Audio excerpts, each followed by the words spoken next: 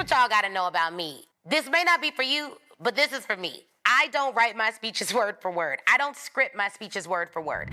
I don't even know what you would call it, but I just don't. I outline my speeches, and I always pray, God, help me to speak to the people in the audience and the thousands or millions of people who will see this after this event is over, by way of reels, by way of social media, by way of YouTube, whatever.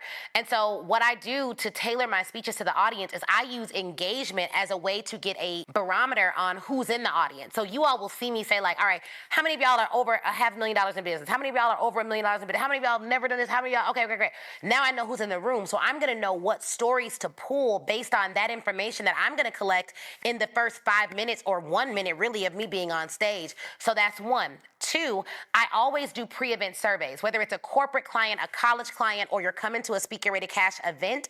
I am going to ask you questions before you ever step foot on that audience. That's going to allow me to know more about you. And then I have my team get me a dossier of everybody who's coming so I can read it before my event. And I know how to tailor it even before the event takes place. So those are some things that I use to actually tailor the speeches.